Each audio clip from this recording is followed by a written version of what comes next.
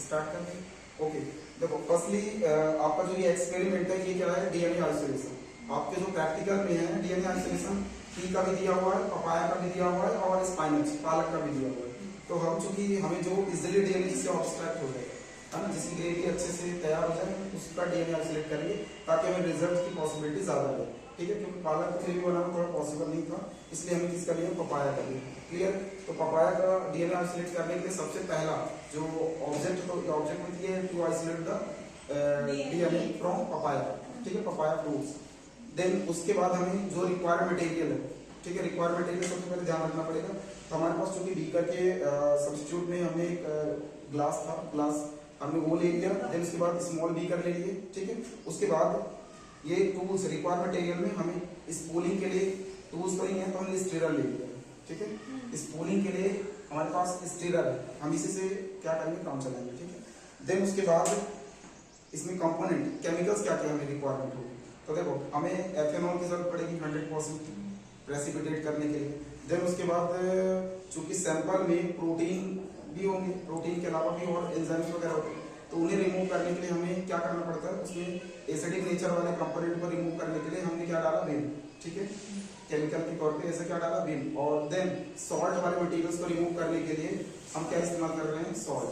ठीक है, दोनों ही क्या करेंगे, डीएनए के अलावा बाकी चीज को रिमूव कर देंगे। और देन जब हम क्या प्रेसिपिटेट करने के लिए एथेनॉल डालेंगे तो ऑटोमेटिक आपका जो डीएनए है वो फ्लोट करने लगेगा ऊपर सरफेस लेवल पे। और उसके बाद जो बाकी उसके बेस होंगे आपके किसके, आपके पपाया, तो वो नीचे क्या होंगे, एज ए एब्स्ट्रैक्ट के रूप में बैठ जाएंगे। राइट। तो अब हम प्रैक्टिकल को क्या करते हैं, स्टार्ट करते हैं। हमने थोड़ा सा टाइम ना लगे इसलिए क्या किया है, हमने पहले ही सैंपल तैयार कर लिया इसका, पपाया जूस का। राइट। अब इसी से हमें क्या करना है, डीएनए आइसोलेट करना। उसके साथ हमें थोड़ा सा टाइम और बचाना था, इसलिए हमने क्या किया, हमने इसमें सॉल्यूशन तैयार कर लिया। क्या क्या, इसमें सम अमाउंट ऑफ लगभग 100 ml वाटर, देन उसके बाद विम एसिडिक नेचर के रूप में और बेसिक के रूप में सॉल्ट, ये तीनों चीजें मिक्स कर ली। मिक्स करने के बाद हमारा सॉल्यूशन रेडी है क्या करने के लिए, डीएनए आइसोलेट करने के लिए। और साथ में हमने एथेनॉल भी रख लिया। तो प्राइमरी हमने अब्स्ट्रैक्ट करके देख लिया, अब इसको हमें क्या करना है, कंफर्म करना है, वेरीफाई करना है, इसीलिए इसको थोड़ा ध्यान से देखना। क्लियर। तो सबसे पहले हम क्या करते हैं, हम सॉल्यूशन को एक बीकर में निकाल लेते हैं।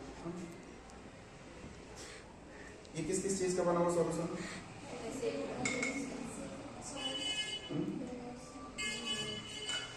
देखो इसमें वाटर का, सॉल्ट का और बेकिंग, जिससे हमें डीएनए आइसोलेट करना थोड़ा सा इजी।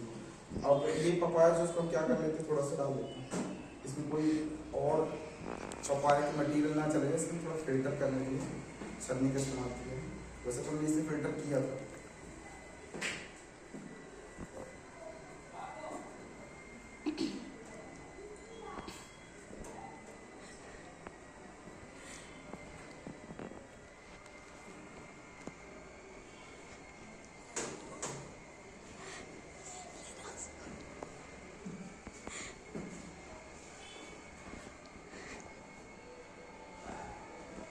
इससे क्या होगा कि हमें डीएनए क्लियरली थोड़ा ट्रैक हो पाएगा।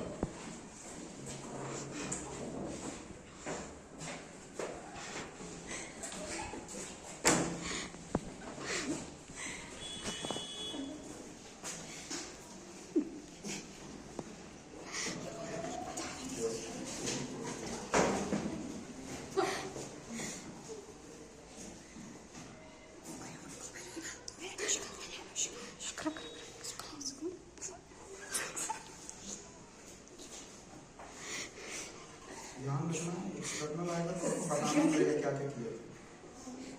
पुराने एक्सपेरिमेंट होते हैं वो तो बता देंगे, लेकिन अभी जो है ना, जो देख रहे हैं वो बात तो बता सकते हैं कि हमने जिस चीज का किया वो हमें आइडिया है।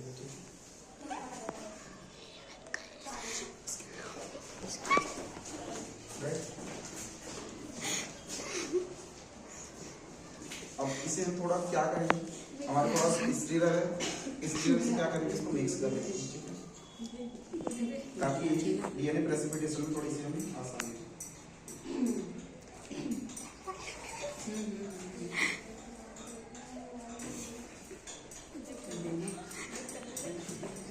कंपोनेंट रेडी था, इसलिए हम थोड़ा सा इसमें टाइम ज्यादा नहीं है।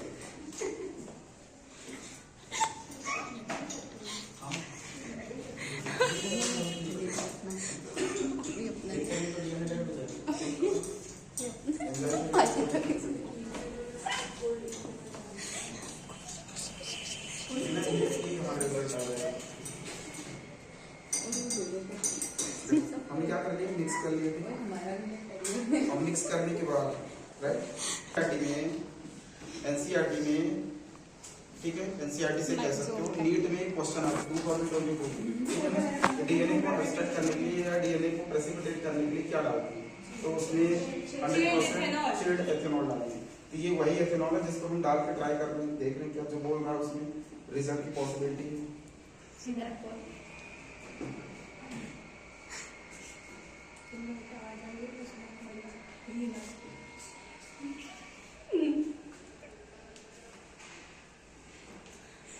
अच्छा मैं वहाँ से आ गई, मुझे ये काम कर रही है। पिछली बार मैंने किया था इसलिए बनना नहीं।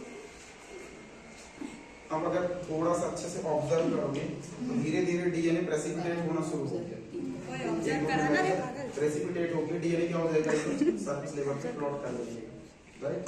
जितने भी पपाया के जूस मटेरियल है वो सब नीचे बैठ रहे हैं और जो प्रेसिपिटेटेड पार्ट है वो ऊपर प्लॉट कर देंगे। प्रेसिपिटेशन शुरू हो गया, जैसे इसमें प्रेसिपिटेट हुआ ऊपर लेयर दिख रही है आपको, सेम ऐसे इसमें भी दिखना शुरू हो जाएगा। उसको हम स्पूलिंग करके बाहर निकालने की कोशिश करेंगे, बट इसमें थोड़ा दिक्कत है। स्पूलिंग के लिए राउंड शेप का ऑब्जेक्ट होता है, वो हमें जरूरत पड़ती है, कि अभी हमारे पास नहीं है, ठीक है, फिर भी हम इसे देखने ट्राई करने की बात है, ठीक है।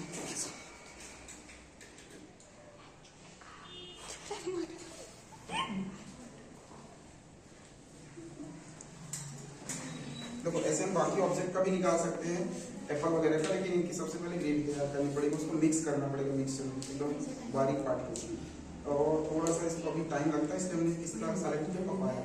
क्लियर?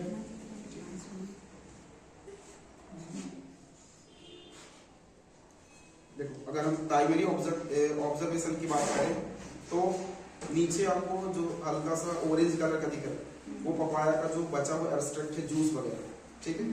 और जो प्रेसिपिटेटेड पार्ट है डीएनए, वो ऊपर एक लेयर दिख रही होगी, थिकी लेयर, राइट। ये दिख रही है ना, व्हाइट कलर में हल्का सा, ये क्या है आपका डीएनए, ठीक है। अब चूंकि स्पूलिंग प्रोसेस के लिए ऑब्जेक्ट होता है तो थोड़ा सा निकालने में आसानी होती है। हाँ उससे ट्राई करते हैं।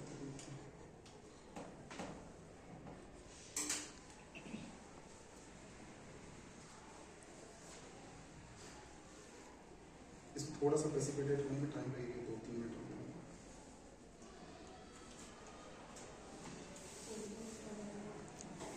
हाँ ऑब्वियसली यहाँ पे तो हमें ऑब्जर्वेशन में दिख रहा है कि ये सेपरेट हो चुका है, ठीक है।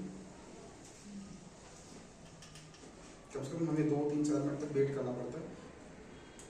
देखो इसको निकाल के तो अभी दिखाना थोड़ा पॉसिबल नहीं है अलग से, इसमें ऑलरेडी आप देख सकते हो, ठीक है ना, चूंकि स्पूलिंग के लिए नहीं है इसलिए हम इसमें क्या करेंगे, आपको देखने तो दिख रहा है जितना भी ऊपर वाला एरिया है वो पूरा क्या है। अब इसे अगर हमें क्या करना पड़ेगा, माइक्रोस्कोप में देखना कि डीएनए का स्ट्रक्चर दिखता कैसे, तो क्रोमोसोम के थ्रेड लाइक स्ट्रक्चर ऐसे दिखेगा, बट कब दिखेगा, जब हमारे पास हाईली एकदम मैग्नीफाइड इलेक्ट्रॉन माइक्रोस्कोप हो, ठीक है, कम से कम 15x का हो, 1500x का।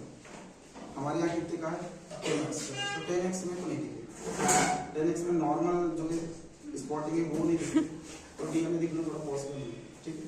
इसलिए इसको ऑब्जर्व हम इसमें नहीं कर सकते। बाकी इसी सैंपल को हम ले जाके कहाँ इलेक्ट्रॉन माइक्रोस्कोप से ऑब्जर्व करें तो हमारे नॉर्मल डीएनए देखते हैं, ठीक है। जो एग्जैक्ट डीएनए का मॉलिक्यूलर स्ट्रक्चर है वो हमें कब दिखेगा, जब थोड़ा सा उसको और इसमें जो प्रोटीन वगैरह उसे हटाओ होता। अभी इसमें ऐसा नहीं, पूरा हट गया, बहुत सारी चीजें रिमूव हो गई, लेकिन अभी भी प्रोटीन का अमाउंट है, तो ये चीजें थोड़ा सा क्या करना ध्यान रखिए। देख लिया ना ऑब्जर्वेशन, देख लो, जिसको उसको देखना देख लो, ठीक है। प्राइमरी वाले में भी हमने किया था, ठीक है, प्राइमरी वाले में प्राइमरी तो और उसमें भी क्लियर, उसमें भी क्लियर, ठीक है, एक लेयर अलग से, ठीक है। अच्छा इसमें एक चीज और ऑब्जर्व करना, क्या क्या, जैसे देखो अगर आपको ऐसा लग रहा है कि जो पपाया का वेस्ट मटेरियल है वो है, तो वो देखो सबसे नीचे नीचे क्या है, सेटल डाउन हुआ है ना, आपका सॉल्यूशन है बीच में, सॉल्यूशन उसको डिफरेंशिएट कर रहा है ऑलरेडी, और जो आपका केवल ओनली डीएनए बस ऊपर है, ठीक है। तो इस चीज को थोड़ा सा क्या करना, ध्यान रखिए, राइट। तो इस तरीके से आपका डीएनए आइसोलेशन हम क्या कर लिया, ऑब्जर्व कर लिया, ठीक है। राइट। अब इसमें किसी को क्वेश्चन कुछ पूछना है? ओके, स्टॉप कर दो।